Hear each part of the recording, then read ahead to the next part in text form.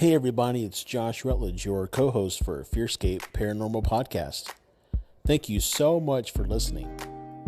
If you'd like to support us more, please head over to our website, FearScapePodcast.com.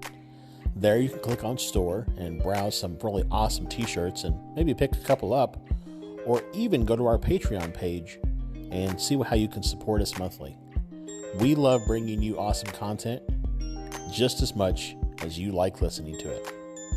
Enjoy the show. The following program is presented for entertainment purposes. WCHQ does not necessarily endorse the ideas presented. FearScape is a program that explores the legends and lore around many creepy and scary things. Information is researched and presented in an entertainment fashion and is presented based off of what we found. Legends have a way of changing over time, so beware.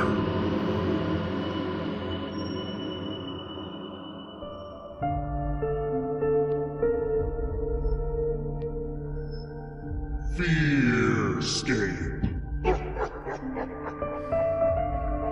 Welcome, ladies and gentlemen, back to FearScape FM here on 100.9 WCHQ FM, here with the spooky crew duo, myself, Stefan Gearhart, alongside my co-host, Mr. Brad McQuarrie, here as always, holding things down, holding this chair to the ground because gravity is not real, it's a myth. It is a myth, ladies and gentlemen, and we'll do a whole episode on Gravity sometime. No. The movie with Sandra Bullock. No, double no. Double no. Double That's no a on good that. movie.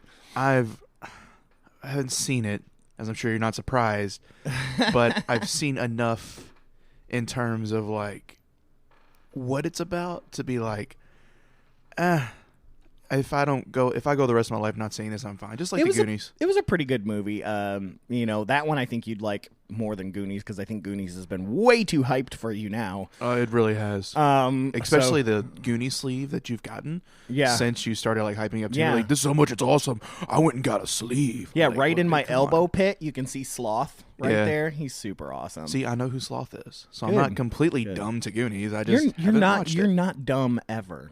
Oh, thank you. You're welcome. You're Yeah. an intelligent, beautiful human being. You is Stop. smart. You is kind. You is smart. You is kind. You is flamboyantly awesome. Are we still in? Where were we last week?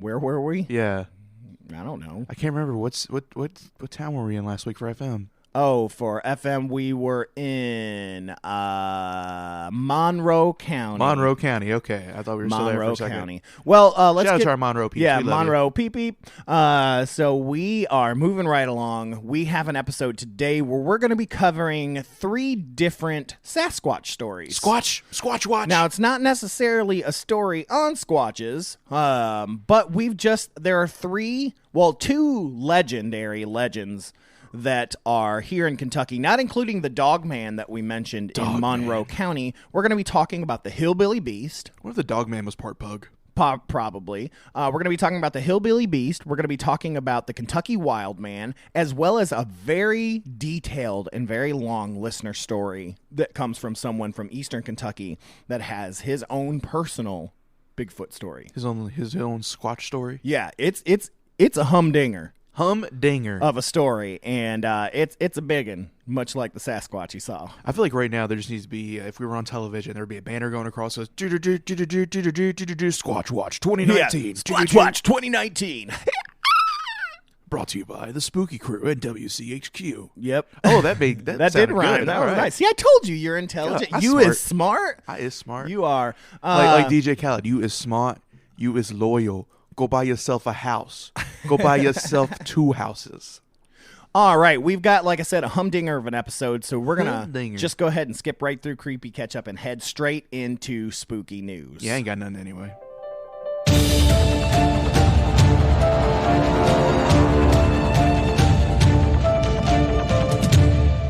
All right, spooky news. What do we got on the news desk? This comes from disclose.tv, one of my personal favorite websites. Like, I am digging this website so much lately. Like, sometimes I'm like, is that really news? But then other times I'm like, wow. Please be real. So today's is Jonathan, a tortoise who was hatched in the 1830s and is still alive today. We live in a world that is full of many weird and wonderful things, and Planetarium House on the small island of St. Helena is no exception to this. It sits proudly among gumwood trees alive with crisp and whistles, full of a wide variety of fauna. In addition to this, the area is also the official residence of Mark Capes, the governor of the British Overseas Territories in the South Atlantic. Unfortunately for him, though, the governor isn't the main attraction in St. Helena. Jonathan and his friends are. Who is Jonathan and why is he famous? Jonathan, Myrtle, and Frederica are 3 of the 5 giant tortoises who live on St. Helena. There are also 2 others, David and Emma, but those are a bit shyer and so are hiding in the rough. There's also Dan, Steve, and Rick. Dan's working on a stand-up. He doesn't have time for much else. Jonathan may be the oldest living land creature. At 182 years old, he is almost 2 centuries old. Joe Hollis, the one and only vet on the island, says he is virtually blind from cataracts, has no sense of smell, but his hearing is still good and well. What makes Jonathan more special than the other giant tortoises? Tortoises have always been famed for their size and long lifespan, regularly reach triple figures. However, Jonathan is a rare Cycicellus giant. That sounds right. That sounded like a salad of some sort.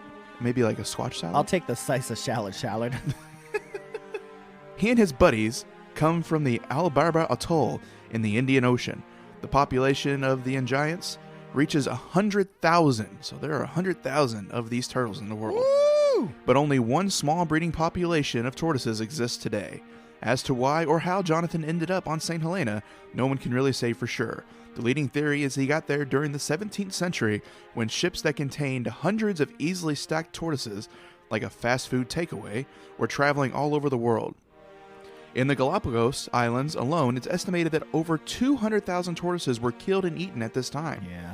Perhaps Jonathan avoided this fate by becoming the intriguing exotic pet of Hudson Janish, who was the governor in the 1880s. It is thought that he was brought to the island as a mature adult in 1882. Since then, 33 governors have come and gone, and nobody wants Jonathan to die on their watch. The current governor, Mr. Capes, is certainly keen to ensure that he is treated with the respect, attention, and care that he definitely deserves. Due to his blindness, finding vegetation and food was often difficult for Jonathan, and this eventually led to becoming malnourished. This had consequences in itself, with his skin becoming dry and his beak becoming blunt and soft, when it should be extremely sharp. Little soft beak. Don't be mean to Jonathan. Sorry. Which has added to his difficulty eating. Since then, a new feeding regimen has been put in place, and Joe now delivers a bucket full of fresh fruits and vegetables to Jonathan every Sunday morning. With this extra nutrition boost, his skin has returned to being supple and looking plump. His beak has also become a deadly weapon for anyone daring to poke a carrot near his mouth. While no one really wants to talk about it, the death of Jonathan is inevitable. The date is uncertain. Maybe he'll live for another 20 or 30 years. Who knows? When he does eventually pop his shell, though, that sounds terrible. It does sound terrible. Jeez. It will be a very sad day for both his keepers and his friends, let alone the rest of the world. A detailed plan has already been written to ensure everything goes smoothly. It has been dubbed Operation Go Slow. Stuffing him was a thought, but has since been decided that it is an outdated practice and would be quite morbid thing to do such an iconic animal. Instead, his shell will be removed, preserved, and go on display in St. Helena. And also, they will be creating a life-size bronze statue of him. Now that's cool.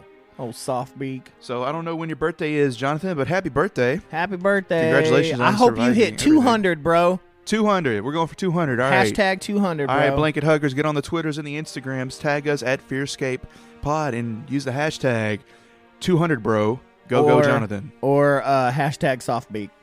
I don't know. Can we say it on the radio? Yeah. Okay. Soft beak. I mean, yeah. All right. Anyways, that was Spooky News. I should become a professional blah blah blah blah on the radio. Yeah. Well, you gotta get that DJ voice a little bit more. Hey, what we got right here? We got Jonathan the Turtle. He's going to be 4,000 years old. He's gonna see Jesus come back. That feels forced. It is forced. I just want to be me, baby. I just want to be me. This is Brad. Hi, this is McQuarrie. Anyways, Brad. Speaking of Wild Man Brad, let's talk about the Kentucky Wild Man. Like I said, we're going to hit a couple of legends. And so the first one we're going to hit is the Kentucky Wild Man because I think that this is one of the oldest. I think. You think a lot of things. I do. Now, granted, like I said, Taylor County and Greene County had sightings of Yeti back in 1898. And this very first article here that's referenced is in 1907. You know, Jefferson County, where we are, had a sighting in 2016. Really? Mm-hmm. That could have just been Terry Miners. Maybe. I'm also thinking that maybe he is actually Michael Myers. Oh, okay. From Shrek? Mm-hmm. All right, so here's some info on the Kentucky Wild Man. So in March 27, 1907, there was a Nevada-based newspaper called the Reno Evening Gazette. I would read it. And it ran a story with the very eye-catching title of Wild Man Startles People of Kentucky. If you put Florida in front of it, it'd be more believable. Right, yeah, it would say Wild Man Startles People of Florida. Or Florida Wild Man. Florida Startles Wild Man. people of Kentucky. Right. Well, there was actually a subtitle as well. Oh. It said, hairy creature seen by farmhand, and both are so scared that they prepare to run. Now I keep seeing Florida. Florida hairy creature seen by I know. farmhand. Well, and here's what's interesting. Like I said, this ran in Reno. Wow.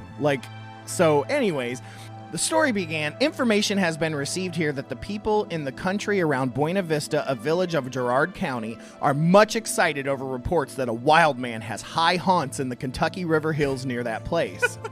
A party is being organized to explore a cave where the creature is believed to have his lair and attempt to capture him. Bring your streamers. This was news. This was news in a legit newspaper in 1907. Who's bringing the cups? And the saga continued that one Jim Peters, who was a farmhand working for a man named S.D. Scott, the postmaster there in Buena Vista, encountered the hair-covered man-thing in Bowman's Woods in the vicinity of High Bridge. Peters believed that the wild man was attracted by the scent of his dog. Indeed, in the presence of a hair-covered thing, Peter's dog responded by yelping and showing every evidence of extreme fright. Yelp! He's over here! Help! Help! Hey! Daddy! Hey! I'm not gonna get him. I ain't getting him. That's you. You're the human master. You get him. Get out of the tree. Get out of the tree. No! No! Squatch ain't gonna squatch himself. Get out of the tree. But here's the thing. Peters was just as scared as the dog was. He's in the tree with him. It's a good place. Especially when the creature approached to within 60 feet of them. The writer of the newspaper article detailed what happened next. Peter says that he was too frightened to run, and that the apparition kept its eye on the dog until asked what it was doing there. Unsurprisingly, the hairy man-beast failed to respond in English, or in any known language. Instead, it turned and vanished into the woods. Fortunately, Peters had been able to get a good look at the monster. He described it as having long, dark, wild hair, a completely hairy body of dark appearance, wore a coonskin tied about its loins, and had claw-like talons instead of fingernails. All right, just a thought. So you know that internet viral thing that was going around for a while where people would put blankets up in front of them and then drop it and vanish and their animals would freak out? We did a video. Yeah. What if the Squatch was doing that? What if he picked up a blanket and was like, oh, you see me? You see me? And now I'm gone. We're like, we see you running in the woods. No, you don't. It was really just John Goodman.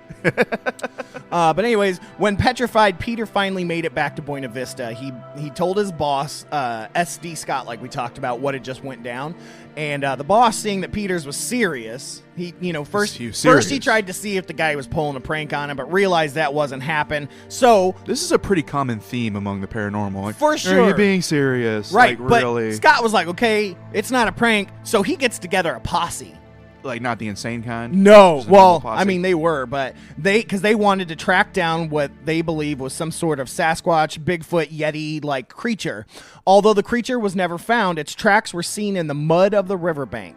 and local children and women were said to be too scared to leave their homes, while the most popular theory, albeit an extremely unlikely one, taking into consideration the physical appearance of the thing, was that the man monster was actually, now get this, John Cena. I was right? No. Yes. Was actually an escaped lunatic from a nearby asylum.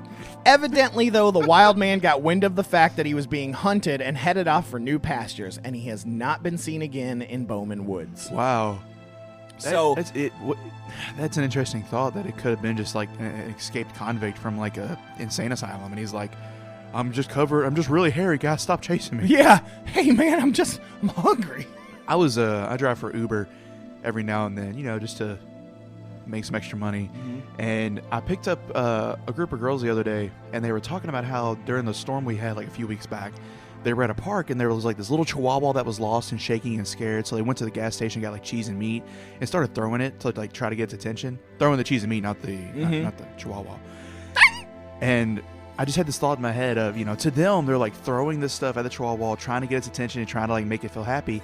In the chihuahua's sense, it's like, this has been the worst day of my life, and now people are throwing things at me. Yeah, exactly. So I wonder if that's this person or this Sasquatch is like, today's just been rough.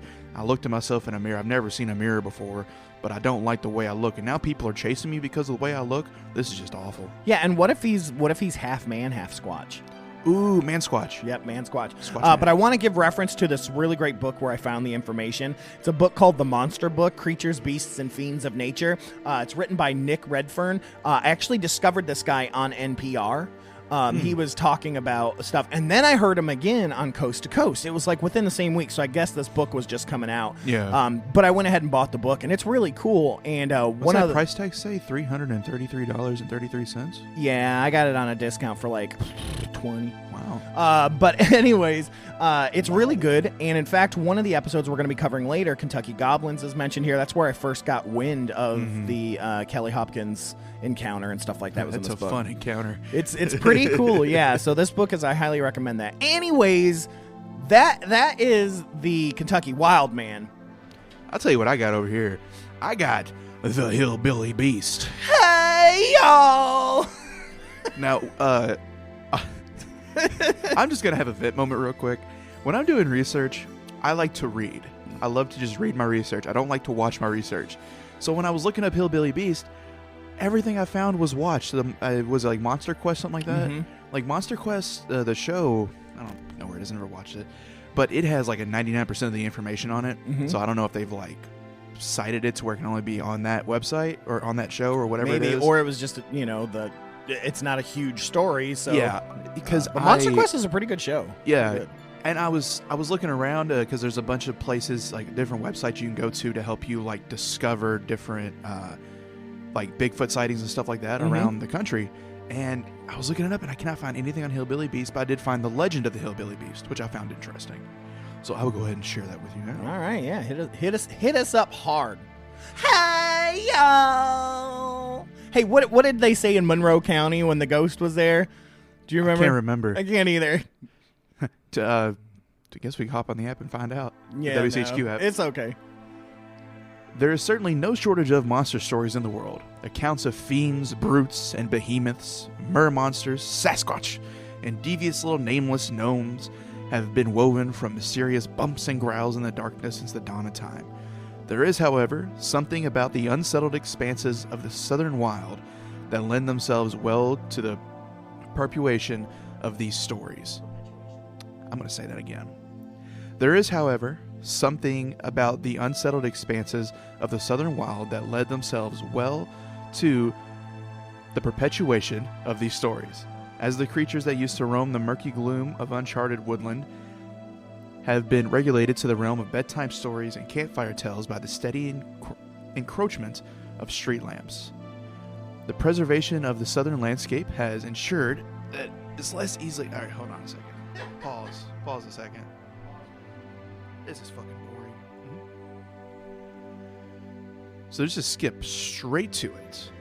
While the Yeti huddles in the chilly corners of the Himalayas, and Nessie dodges sonar beams and motor blades in Loch Ness, the pride of the South, the Hillbilly Beast, roams the cypress swamps of Kentucky unchecked.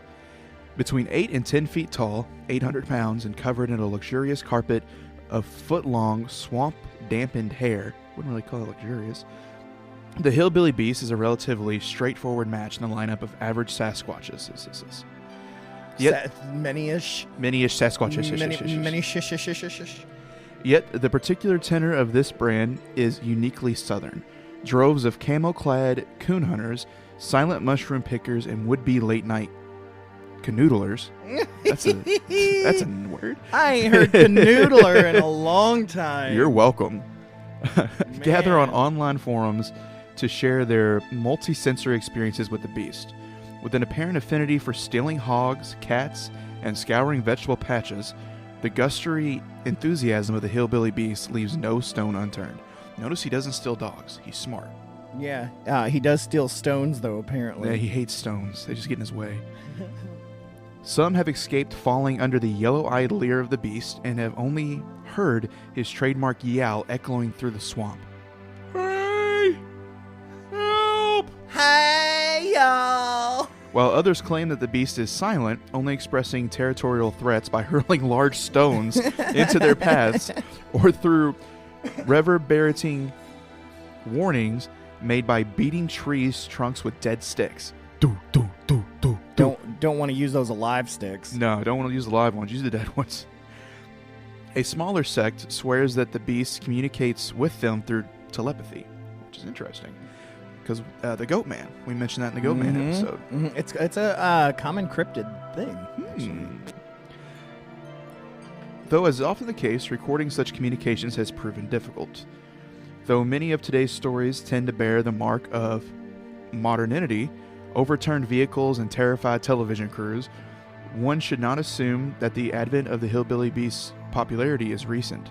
The tales of the beast can be tracked back to the long before settlement as we know it has arrived. The Cherokee people still share the stories passed down from their ancestors. Cherokee people! Legends that describe a wizened, mythical, man-like creature stalking the woods and endued with supernatural powers.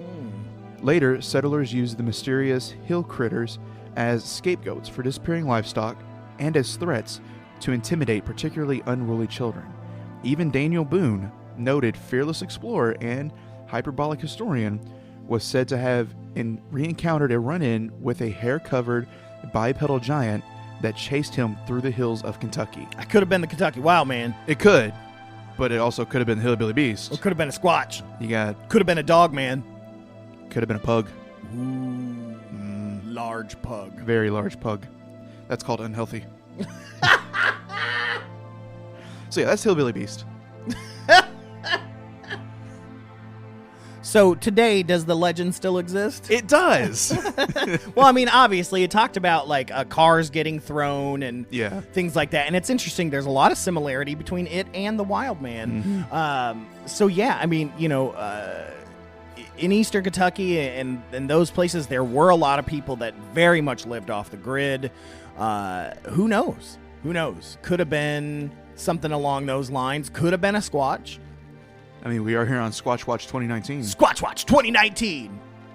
But yeah, it could have been any of those things. There's a lot of stuff it could be.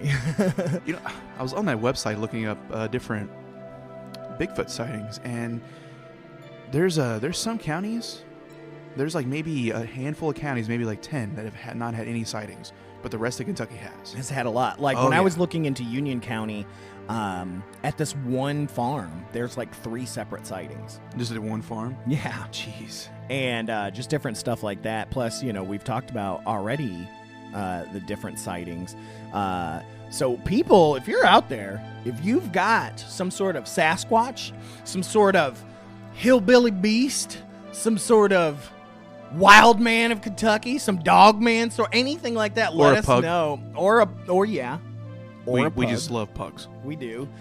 Let us know. We're very, very curious as to if anyone has any personal sightings themselves, because we would like to know. Now, I did, since we were going to do a Sasquatch-oriented episode, I did do a poll on the Facebooks. On the SQUATCH WATCH. On the SQUATCH WATCH. asking people, let me see here. I asked people, do you believe there are Sasquatches or Bigfoots roaming the woods of Kentucky? And so I put this out there to not only our podcast listeners, but to our WCHQ listeners. And overwhelmingly, surprisingly, 71% said nope, not real. Wow. And only 29% said yes. Bunch of skeptics. That they believe that. Now, I didn't say are Sasquatches real. I said, do you believe that they're roaming the woods of Kentucky? And so 71% of our listeners said nope, not real. Well, if they say nope, not real, then they don't think the Sasquatch is real. Sure, I guess so. But we Which do I have that same opinion about the Chupacabra, but we'll cover that in our podcast. Yeah, we will. But I think there are for sure, especially with this listener story I'm going to be reading for you today. Which is 37 pages long. It's really long, and it's a really good story, though. And so just a reminder to everyone, you can send in your listener stories to us at FearScape Stories at WCHQFM.com. You can send those to us, and we will read those on air. We can, do whatever you need for us to do to those. They don't have to be, 10 pages long like this one is. They don't have to be a page long. They can be however long your story is. It doesn't have to be glorified like it's a good short story writer. Just tell us your experience. That's all we want to know. Yeah, even if it's just 2 sentences. I was home alone. Seen a ghost. Seen a ghost. We'll share it. I seen a haint. Just tell us that. So this story comes from a friend of our third co-host on the podcast. His name is Randy. He's keeping his last name out for anonymity. Our third co-host is Kelly. Yeah. The way you said that made it sound like Randy's our third co-host. No. It's a friend of Kelly's. And so this is intense. So he's got a great Sasquatch story, and I'm just going to go right into Let's roll. it.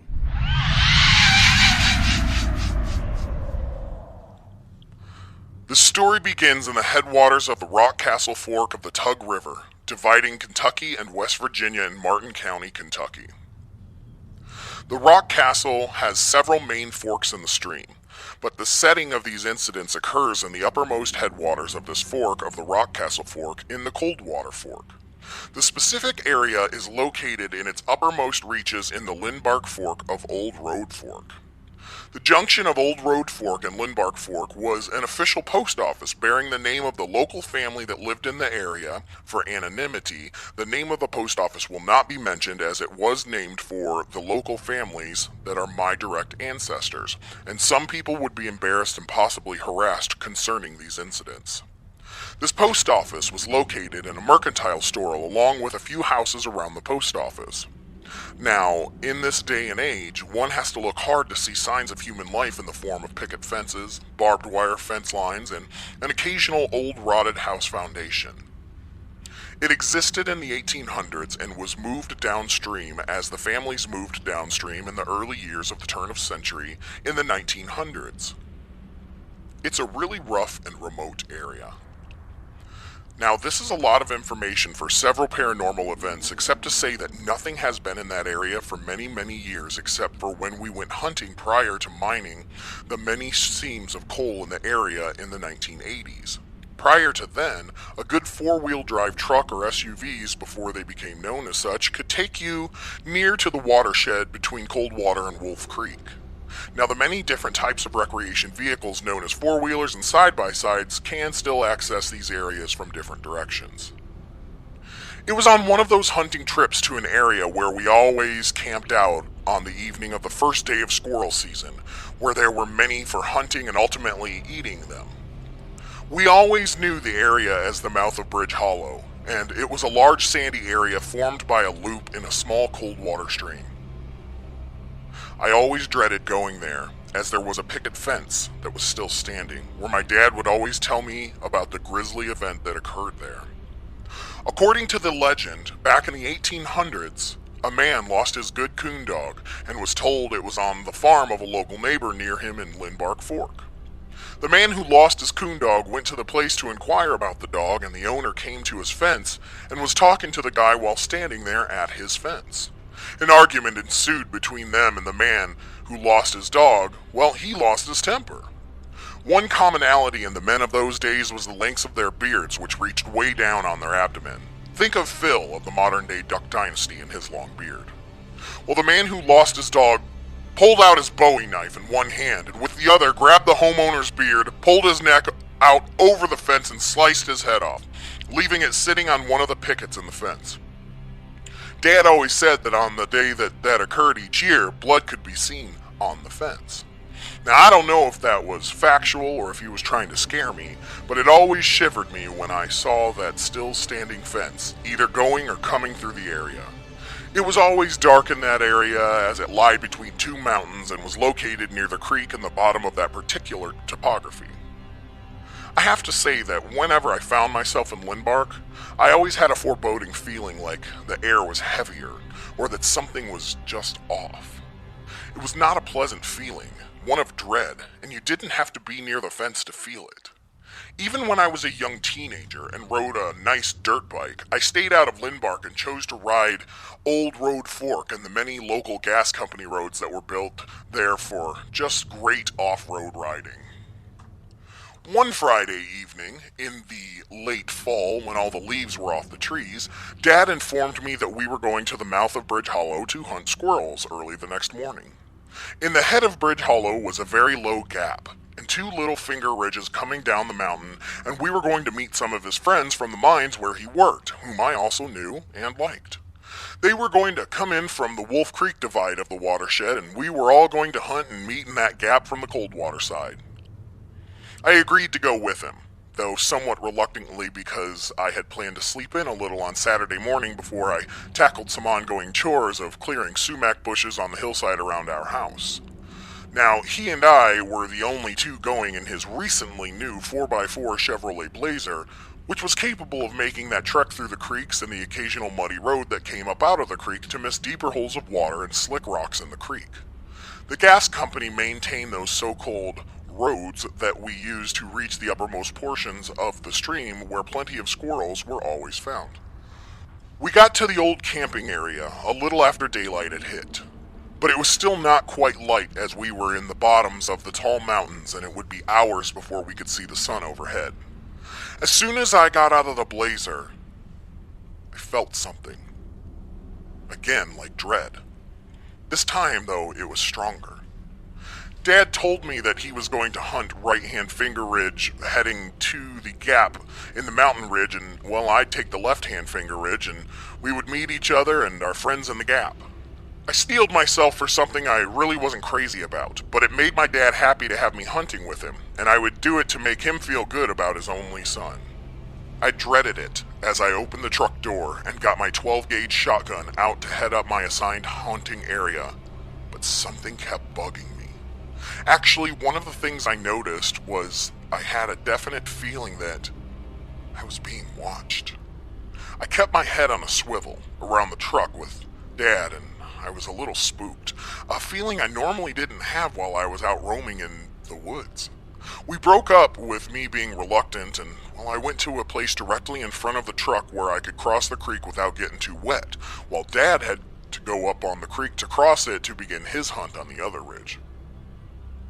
I tossed aside my feelings, knowing Dad had sent me to the tallest strands of hickory trees, and I was into the hunting, but I had to make some elevation up after the ridge I crossed in Coldwater Creek to reach these large groves of trees where I thought I'd most likely find squirrels. The creek was, at the time, about 8 to 10 feet wide and about 6 to 8 inches deep, which was a good trickle since we were so far up in the creek. I got about 50 feet of vertical elevation behind me and my wind began to run out. You see, the secret to hunting squirrels was, 1, be quiet walking, and 2, listen for the cutting droppings from the squirrels hulling into the huge hickory nuts and to their barking to each other that they had found food. I was following an old logging road up the hill that was only passable by walking, and the road was made by a small bulldozer pulling logs down the hill a long time ago. I was on the inside portion of the road as I was climbing and took my first stop to rest, to catch my breath, and to listen for squirrel activity. With a start, I noticed the second thing that was bothering me. As I listened, all I could hear was my heart hammering from the short climb. There were no usual sounds of chipmunks running through the leaves squeaking for each other. No songbirds, no raptor birds hunting, and no wind in the trees. Nothing. As my heart normalized, I heard it. Complete and deafening silence in the forest with me, and I had been in the forests of Coldwater since I could barely keep up with Dad, and this new sound never happens. The sound of complete and total silence. Now I was spooked as I strained my ears to hear anything, but to no avail. I stood there for a few minutes when I heard my first sound, and it chilled me to my bone. I heard a splash in the creek downstream from where I had crossed, and it was barely audible when I first heard it. It continually splashed as if something large was running with large, broad, bipedal strides up the creek toward me. I knew it wasn't Dad because he went up the creek and this was advancing up the creek well below our vehicle. I could not see the creek where I crossed, so I sought out a new sight line towards the stream. I knew that if I moved over to where I crossed, on the other side of the logging road, that I could almost see the creek. And so I did, and I wanted to see what kind of animal this was. And even though every hair on me was standing upright, I knew what I needed to do. I began a mental checklist of what normal things it could be. Was it a deer running up the creek? No. I ruled out a deer as it is four-legged and the splashing would have been a lot different. Could it have been a bear? No, again, four-legged, and the rhythm would be different. It had to be bipedal because the sound was like splash, splash, splash. And a normal man's would be like splash, splash, splash. By the time this thing was nearing, I moved over to the opposite side of the little road and climbed up on a mound of dirt the bulldozer had left behind to see as much of the creek as I could. As the sounds of the splashing got louder, I began to shake and was frightened out of my wits of the unknown. I tried to calm myself. After all, I was armed with a large shotgun with a legal amount of 3 shells in the gun. Whatever it was now loud, and it was at the crossing where I had crossed, and it kept going upstream. Suddenly, I saw movement in an area about 20 feet upstream. All I could do was see, what looked like a head of long brown hair, and this creature continually ran up the creek to where my dad had been moments earlier. It's not hard to remember what I saw because it's been seared into my head forever. It was a head that was brownish in color, darkening toward the top and unlike anything I had seen before. I recalled that it didn't look like a person's head because it was sort of flattened and conical. All I could see was the back of its skull, and it never turned towards me, but it kept going.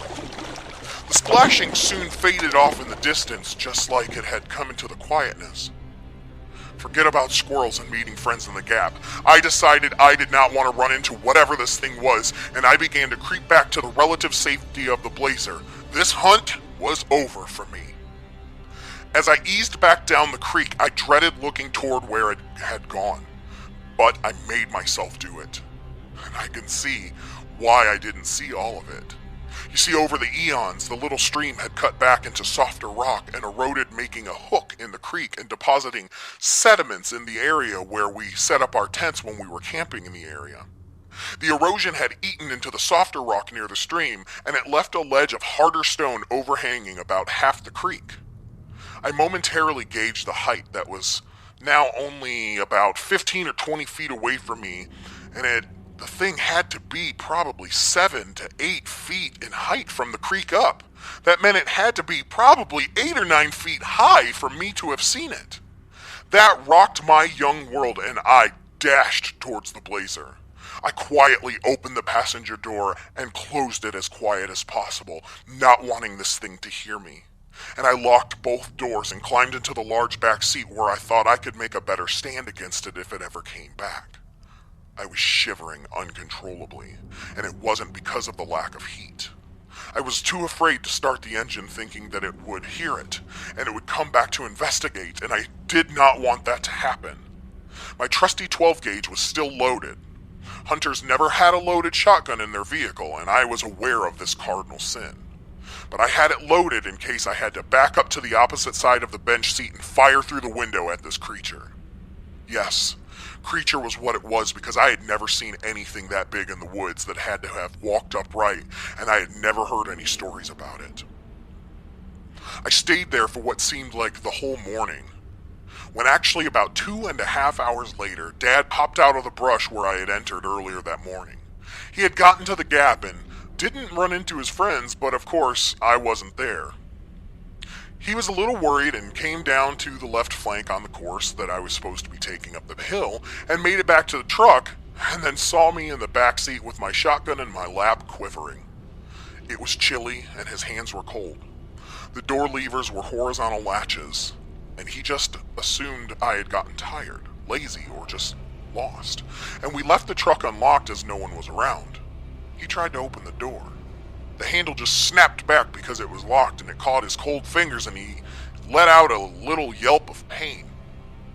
"Unlock this door, son. What do you have the doors locked for?" I reached up and unlocked his door, and he opened it. And he looked at me in the back seat with a large shotgun, and he had an expression of being a little aggravated because my action had stung his fingers pretty good. He looked between the driver's seat and the door into the back where I was, and he said, "What's wrong with you? You look white as a sheet." Now, I didn't want my father to think that I was crazy. I just wanted out of there, so I just mumbled, "Nothing." He asked, "Why didn't you come up to the gap? There were squirrels everywhere. I even got my limit." I mumbled again, "I just didn't make it." Dad kept staring at me the whole time, and his face sort of softened from his original scowl. He asked, "What happened?" Knowing that ordinarily I would have climbed up there looking for squirrels and ultimately him.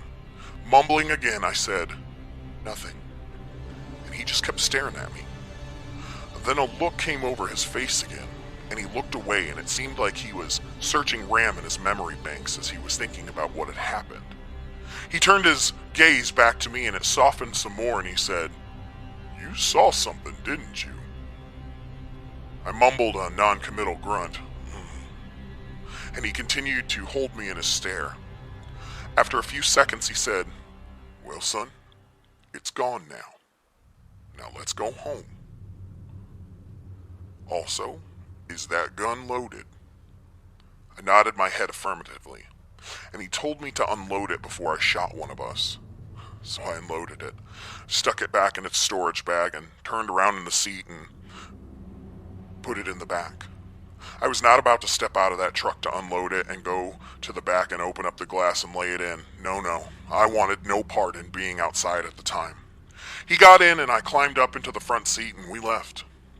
From the way he looked at me and looked off like he was searching his memory, I still believe to this day that he had run across something similar in his time in those woods, but long ago. He never spoke of it again to me on the way home or ever. From that time on, I still went into the woods behind our home for a walk to clear my head or out of curiosity. There were a couple of times after that I would instantly notice that the forest suddenly got quiet and still. As soon as that would happen, I would set off for home in overdrive because I did not want another encounter of that type again. But the story does not end here. Later, after all of my cousins' parents and mine had passed away, all 68 first cousins were really close, and someone decided that we needed to have a primitive camping trip back in the area in Lindbark where the family had originally settled that had a good camping place near the old community where they lived, and we'd have a primitive homecoming camping in the woods. Being with each other in the woods we all loved was great. This was around 2015 for the first get-together, and my back had bad problems that surgery just could not repair. I had good days and had bad days, mostly bad days, as I was in constant pain. I saw all the pictures they had and the fun they were having and promised myself I'd go if I could have some good days with my back. I had heard some murmurings of strange things going on during these camping trips, and with my memory of what had happened to me, I learned about Bigfoot and Sasquatch and decided I was going to face my fears while in my late 50s.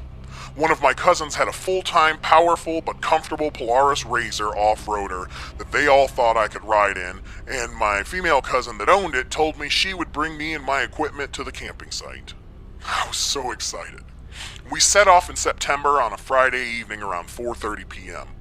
It got dark around 7 p.m., so I wanted to be there before dark. Everyone was glad to pitch in and load the Razor with mine and my cousin's sister's stuff, who rode in one of the 2 back seats, and away we went. I was reveling in the fact that I was finally in my beloved mountains, where I had spent a lot of time in my youth. I was looking outside the window beside the driver, just taking it all in. Just as we passed up Old Road Fork and started up Lindbark, I yelled at my cousin to stop. I saw something that, after watching many shows on TV and reading lots of books about Bigfoot and Sasquatch, made my blood turn cold. After she stopped, I asked her to back up a little way and then stop again. I showed both of them a tree on the side of the road that was about 8 to 10 inches in diameter, snapped completely off and splintered about 10 feet in the air. The way it looked was like a twig that was snapped off, but it was that high in the air. From what I learned, it was that Bigfoot would snap a large tree off as a boundary marker. Then my 2 cousins wanted to know what I was looking at, and I pointed it out to them. They were amazed, for they realized it had been snapped off way up off the ground. Something with amazing strength had snapped it like a twig. One asked me what did that, and I showed them no other trees in the immediate area that were like that or even blown over. One of them asked, "What does it mean?" And I was hesitant to tell them in fear of frightening them. But I said, "From what I've read and seen on TV, it could be a boundary marker for a Bigfoot." The one in the back seat said, "You're right, I've seen stuff like this on TV." I told them it was probably nothing, and off we set for about 10 minutes of riding in silence until we reached camp, where there were several others. We set about setting up my tent. My cousins wouldn't hear of me even doing it. They knew, of course, about my back, and so they did it for me. The last thing that went in my tent was my old shotgun. Yes, the one I had had with me on my first encounter. But this time, instead of small shot for squirrels, I had unplugged the barrel and had it fully loaded with 5 rounds of double-aught buckshot, powerful stuff for self-protection.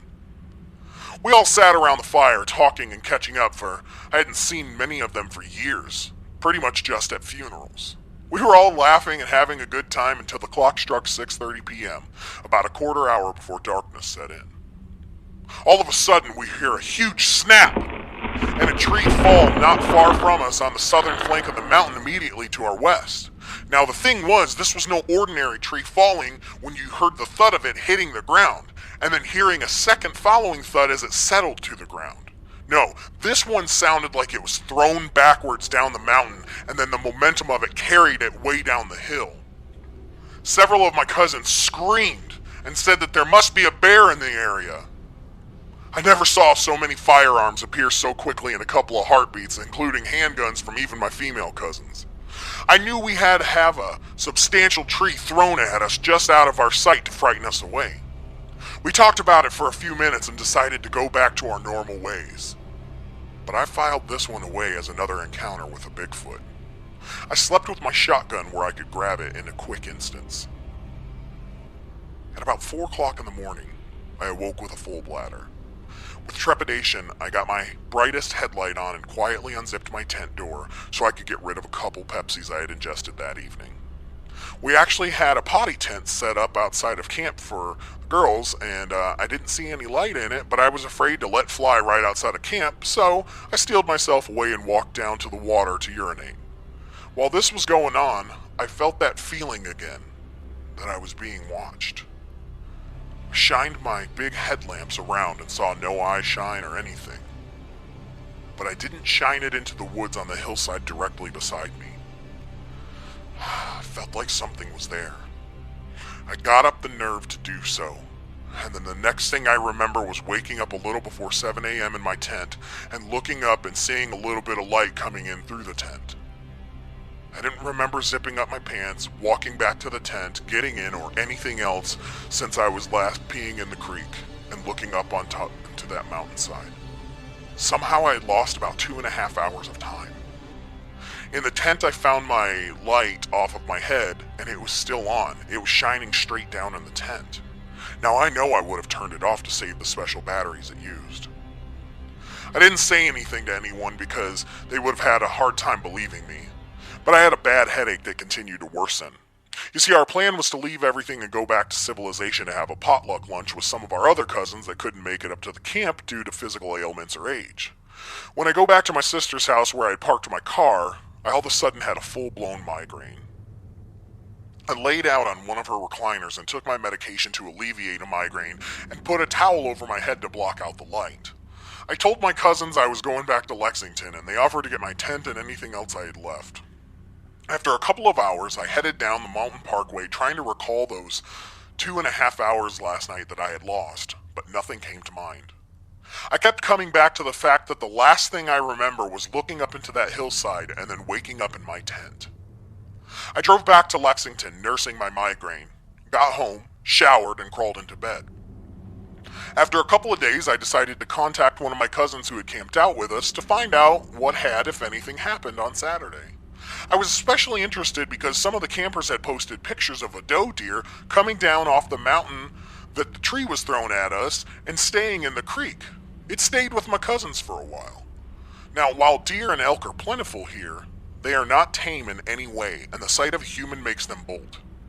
I noticed in the photographs that the deer was looking right at them and came within 15 feet of some of the campers. To me, the deer looked like it was frightened, and my cousin said it was out of breath with its sides heaving in and out and stayed there until it calmed down for approximately 10 minutes. I looked back at the photos and noticed its wide open eyes. I surmised that the deer was frightened.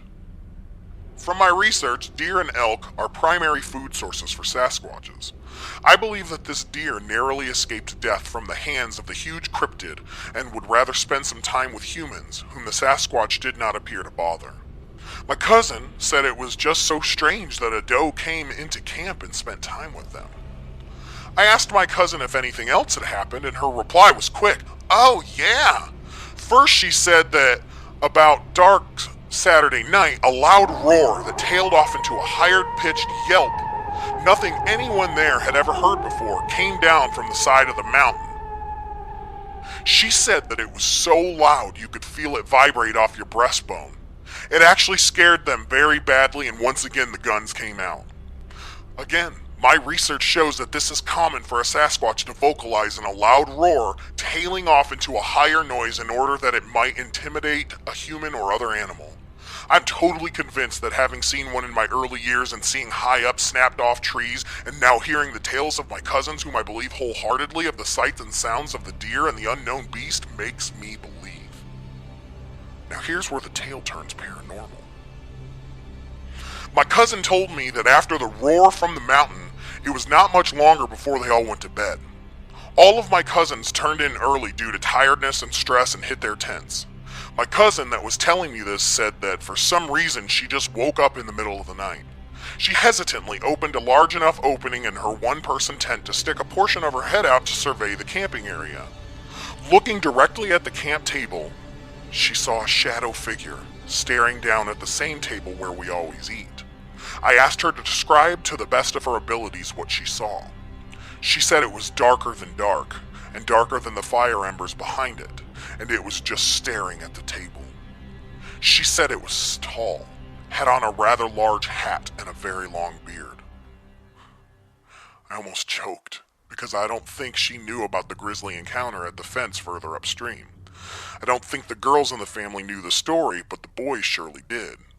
She was describing an old mountain man from around the time of the encounter at the picket fence.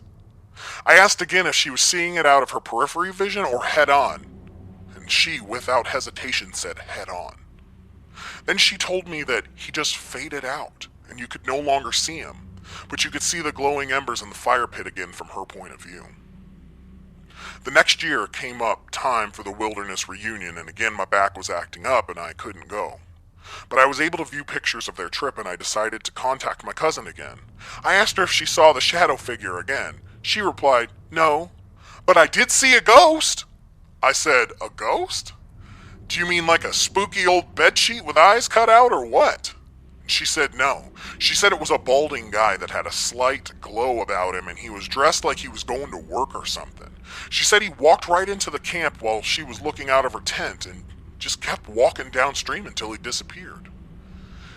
This stirred a memory in the back of my head. Where we were camping was just downstream from where one of our coal haulage roads crossed Lindbark Creek. Coming down the mountain was a half-mile road set on a 10% grade. A truck driver lost his brakes at the top of the slope while empty, and he could not contain the truck from running away from him. When he got to the bottom of the grade, he tried to make the turn across Lindbark Creek and rolled the truck over and over on the downstream side of the crossing. He was killed instantly in a horrific crash. After thinking about that then and now, the truck ended up lying in an area where a different cousin pitched his tent. I believe that this was the ghost of the truck driver wandering the earth, wondering what happened to his brakes. Many strange things happened in Lindbark, even until today. Am I going in September 12, 2019? If I am up to it, yes. I am going to go and perhaps witness one of these things that my cousin told me about. Also, Bigfoot and I have some unfinished business to attend to. I want to know where I was for 2.5 hours when I camped out there. You were at Bigfoot's potluck. Bigfoot's potluck? Yes. Now, so this is eastern Kentucky. This is in Martin County. This is right on the river, so it's right across from West Virginia. It's actually further east than like Harlan or Paintsville or places like that. So this is deep in the Appalachians. I really like that. That was we've had a lot of listener stories between the podcast and this one, and that was probably the most detailed that we ever had, and the one that I'm hesitant on the Bigfoot phenomenon. Like I'm 50-50 on is it real, is it not? He makes me feel like it's real. Yeah, because you could tell he's a skeptic, like he was, and he did his own research over time and things like that, and everything was consistent with the tales. And, you know, and then things his cousin said that he wasn't even a part of also fit that narrative. Because I used to go camping a lot when I was younger with a friend of mine. His uncle had a cabin out in Harrison County, in the middle of nowhere, had a creek and all that. And I can recall being out super late at night, you know, by the fire and, you know, seeing eyes in the woods and stuff like that. And I understand that deafening silence he's talking about where everything just goes cold for no reason. I've experienced that. But I've never had an encounter like that, and that's incredible. Yeah, it was really good. It does make you want to grab your closest firearm when it goes silent like that. So thank you so much for sending us that story. And we got to get out of here. That's our time. But, man, if y'all see some Squatch Watch 2019, let us know. Don't forget #softbeak. And thank you guys for tuning in every Sunday at 9 p.m. here on WCHQ 100.9 FM. Don't forget to download the WCHQ app. And real quickly, if you guys want to follow our podcast as well as us, check us out on Instagram and Twitter and all that at FearScape Pod. Yeah. And you can check out our podcast. It is for adults only. It is at destinationcomics.com/DNN. Look for FearScape or find us free on Stitcher, iTunes, SoundCloud, and TuneIn. We always free. Always free. Anyways, thank you guys for tuning in. I have been Stefan. I will catch you on the flip side. And I've been Brad. Hold those blinkies extra tight. Good night, folks. Indian legends tell about a big hairy man that roamed for many years throughout their land. White men laughed and said these legends weren't true, but now old Bigfoot has made man a fool. Bigfoot roams throughout his forest land, feet twice the size of any man. With the moon shining bright on a running stream, you can hear him yelling his mournful scream.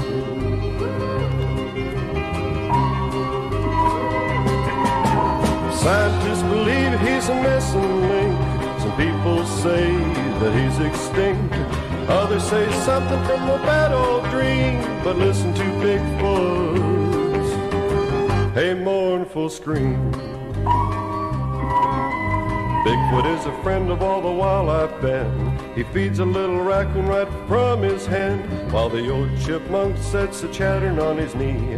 Happiness blinds him, so he scarcely can see. Bigfoot's very cunning while walking his grounds. His pets a bear and cougar keep away man's hounds. Rising from the ground, smacking dust from his seat, with a great big smile, slowly makes his retreat. Scientists believe he that he's extinct. Others say something from a bad old dream, but listen to Bigfoot, a mournful scream. Pretty soon modern day man's so sane will try and take Bigfoot from his domain. The tranquilizer guns that sting and smart, his heels will hold sadness and heavy hearts. Scientists believe he's a missing link. Some people think that he's extinct. Others say something from a bad old dream, but listen to Bigfoot, a mournful scream.